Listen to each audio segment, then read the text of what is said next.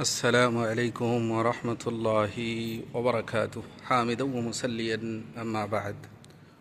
সুপ্রিয় দর্শক শ্রোতামণ্ডলী, আশা করি আপনারা সকলেই ভালো আছেন। আল্লাহ তাবারক ওয়া তাআলা আমাদের সকলকে জান্নাতুল ফিরদাউসের অধিকারী হওয়ার তৌফিক দান করুন, আমিন। মসজিদে নববীর মাটির নিচে যে অজুখানা তৈরি করা হয়েছে, সে অজুখানাই আমি আপনাদেরকে দেখানোর চেষ্টা করছি।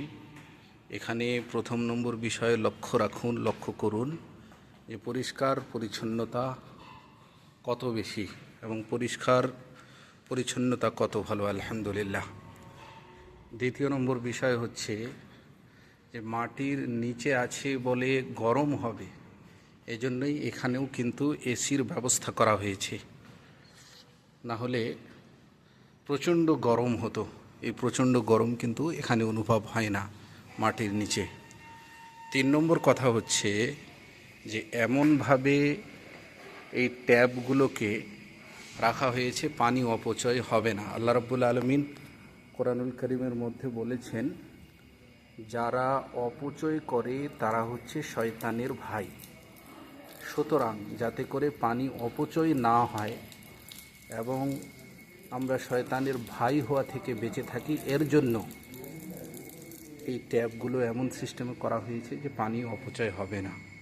যতটুকু পানির প্রয়োজন ততটুকুই পানি আপনি এখান থেকে নিতে পারেন এবং উজু করতে পারেন। একটা বিষয় আমি আপনাদেরকে দেখানোর চেষ্টা করি যে মাটির নিচে যে অজুখানা, এই অজুখানাতেও 24 ঘন্টা কর্মচারী থাকে। চলুন ওই কর্মচারীগুলোকে দেখানোর চেষ্টা করি আপনাদেরকে। এই যে ভাই রয়েছেন, আসসালামু আলাইকুম, ভালো আছেন ভাই?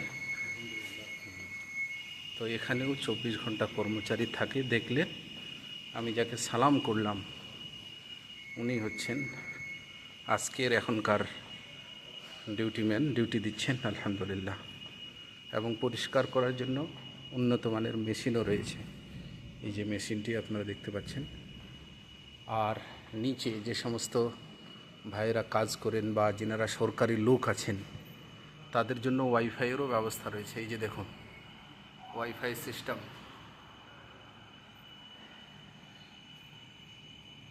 মোট কথা হচ্ছে যেনারা হজ ও উমরা করতে আসছেন, তাদের যাতে করে কোনো রকমের সমস্যা না হয়, এজন্যই সব দিক দিয়েই খেয়াল রাখা হয়েছে, আলহামদুলিল্লাহ।